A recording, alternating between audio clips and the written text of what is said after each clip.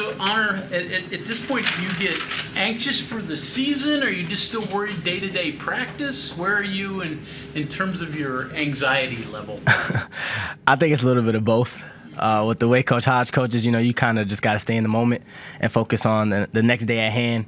But, of course, especially as of today, Thursday, we play Saturday. So, it brings a good anxious feeling to get back into the action. I watched the Oklahoma State-Auburn game, and it gets you, when you watch basketball, it's like, okay, yeah, I want to play. So I think, it's a little bit of both, just staying in the moment of practice and getting better with my teammates, but also understanding that this season is approaching. It's here. It's knocking on the door. How'd you get out of weights? I lifted early because it was supposed to be me first, but then I guess they flipped it. It was supposed to be Harlan, so it was a miscommunication. But I lifted early so I could get here on time. Separate from the No, I lift with them, but I just lifted early. Like as soon as practice ended, I lifted just to make sure I got here on time. We're going to talk to him afterward. What do you see from him? Ross was saying pretty skilled 7-footer. What do you see from Harlan? It's crazy. I feel like sometimes he's too unselfish.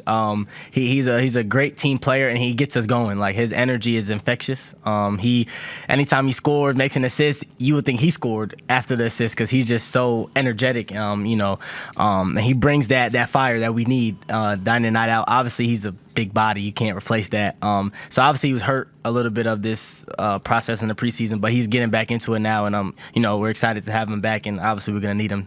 What's it like running off a ball screen on him? he makes sure he hits somebody for sure. So if you see me get some open, we don't have a lot of plays where it's like I'm coming off of him because he gonna make sure he hits that person. And then, like I said, he gets excited as if he hit the shot after I hit the three, and that's what I love about him the most. He's the most unselfish player on our team, which in reality he should be one of the most selfish because of how big in his presence. But you would never know that. So I appreciate him. Favorite shot? Obviously, I'm sure it's a three, but off a curl, step in. What do you think you do best? What do you like best? Funny enough, I actually don't like wide open shots. Like I start to overthink it a little bit. Like why is no one here? So I kind of like the ball in my left hand, stepping back to my left 3-pointer. That's my go-to. If it's late clock, I'm probably gonna try to get a move to get to my step back in my left hand, and I think it's pretty unguardable. I get my shot up fast and high, so I think that would be my go-to shot. It's my favorite shot. So now every team's going to take away that left hand. It's hard. It's hard to do, but I hear you. What about transition? Is it you comfortable to wherever if you're open in transition? Yeah, I appreciate this coaching staff and Coach Hodge because they kind of, if I don't shoot it, it's a problem. Not if I do shoot it. He actually. I don't think he's gotten on me about a shot I've taken yet, but he's gotten on me about shots I haven't taken. So in transition, I do, obviously in my old school channel, we like to play fast and push it. So if I can see the rim, it's going up. So I think, he's put me in positions to where if we push the ball, let it go. If he always says, if I see the rim, let it go. So, he has full confidence in me to shoot those shots. Just listening to you the last time, your prior coaches scheme more to get shots? Would you say offensively in a half-court set? Was there more scheming, more play designs, or was it player-driven? How did it go about, and how was it compared to now? I think it's a little bit of both. At Chat, it was more player-led. We kind of ran a Princeton style, so we kind of ran through the center. He kind of made decisions. We cut off him, play with the other side. I think after my sophomore year, so last season, team started to double team, face guard me. So then we became more schematic where it's like, okay, how can we had a meeting actually, it was a long meeting. I remember it was after the Mercer game. We had a meeting for an hour in the hotel, and he kind of just what can we do to get you some more shots? And we kind of developed more plays and schemes, like you said, within our offense to kind of get me going. So I would say it was a little bit of both, player driven, but. And what about here? Here it's more schematic, I would say. I think we run a lot of schemes, a lot of plays to get into other actions. So he'll call a play, we run that play, and if I can't get a shot off that, it's like, okay, next action, let's go. So it's a little bit of both here too. I'll say it's more player driven. He doesn't really call a lot of plays. He might call something to start if it's a walk up, but it's kind of just like play. So I appreciate that too from Coach Hodge. You mentioned you were watching the Auburn-Oklahoma State game. This early, are you watching to see what Oklahoma State might bring, or are you just watching to watch basketball? For sure. Once I saw that game was something I can watch, sometimes you got to pay for it, so especially exhibitions, but to be able to just watch it on YouTube, we actually watched it as a group. It was me, Harlan, Mo, Jackson, Bilo. We all watched it, sat there. talked about it, what we saw. They're all right. They're cool. They're going to be pretty good. So, just kind of picking up on what they have and what they can, bring this season. Obviously, do we play them twice? Does anybody know that? Well, we got to play them. So, definitely watching to see, what they bring. Big 12 poll came out. You guys talk amongst yourself about it, or just go about your business? I didn't even know it came out. It did. Oh, I didn't know. What were we picked? Answered at 11.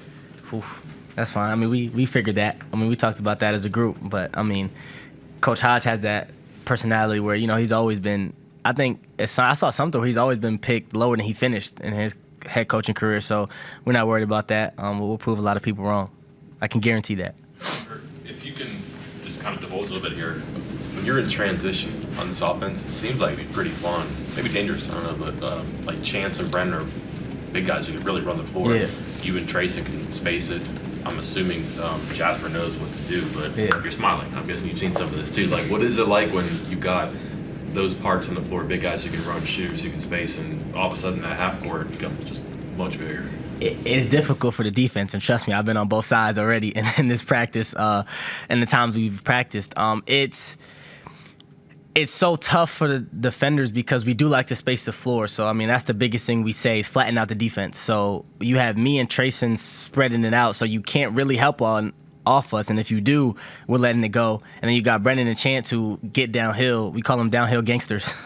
That's what we call them. And, when they get the ball and drive downhill, it's hard to stop them. So especially in transition, you kind of have to pick your poison. Am I going to stop, Trayson or Honor up there at the three-point line? Then I'm pitching it ahead to Bilo, let him, and then Bilo's unselfish sometimes, too unselfish as well.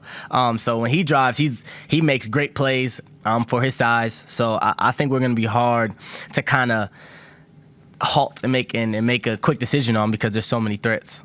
I know it's very early, but do you see that being a strength or maybe even a necessity just because of, let's just say, size concerns on rebounding? And if you can steal a rebound or a turnover before the other team gets to set up, hey, you can go run by him and try to get early offense and work from there. Something I think you probably feel good about, but is that going to be something you have to do? I wouldn't necessarily say have to, but it's definitely something that he's looking to do more. I think in recent years, Coach Hodge's teams, have been a little bit of both. Sometimes slow it down, slow the game down, control it. He likes to control the game. But this year, I think, he's kind of emphasized, he wants to play a little faster and push the ball if need be and if we see it available. So I definitely think it's not necessarily a necessity, but something that we want to work towards to do a little bit more. Ross like during practice? We see him here. He's friendly. He smiles. I'm sure in practice there are other sides. What is he like? What's the intensity level like with him? Through the roof. I mean, the thing I do like about Coach Hodge is he'll get on you. He'll get on you. He'll make sure that you're being the best player you can be and doing it within his viewpoint and perspective. However, he's probably one of the most approachable coaches I've had besides my last coach, where it's like I can still talk to him. Like I can come up to him even after he just yelled at me for turning the ball over. I could come up to him and be like, okay, here I saw this and he'll walk you through it. He'll talk to you like a normal human being. That's what I appreciate about him. He's gonna put you in your place, but also he's gonna make sure that you understand it from his point in the most calming way he can. So I really do respect that about him. But yeah, he's intense. You don't want to mess up too much.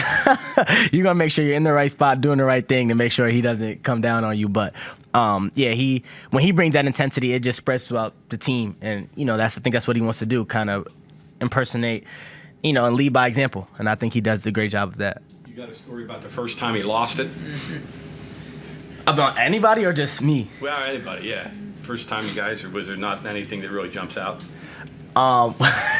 We were scrimmaging the TBT team, and we had like 5 turnovers back to back. They picked up full court, and we hadn't really seen that up to that point because we just been playing each other. So they hard hedged. So I threw one away. I think Trayson had like 2 turnovers back to back. Jasper threw the ball away.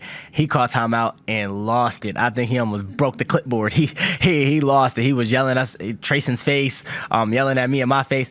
Jasper, come on, dude. But nah, he's funny. He's funny. But again, it's funny because after that, he'll just calm down. Then he'll be like, okay, now I want you to do this. Is it like he doesn't keep it? And that's what I like about him. He keeps the main thing. But yeah, TBT, that's probably the worst I've seen it up to this point. He was livid. That's pretty intense for a scrimmage against the TBT Oh yeah, guy. no, he even against each other. Today he got on me. We had to run the 22. I turned the ball over, but I've never seen nothing like the TBT though. Like today was, yeah, I take it. Like, you know, you gotta listen to what he's saying, not how he's saying it. TBT, I was listening to how he's saying it.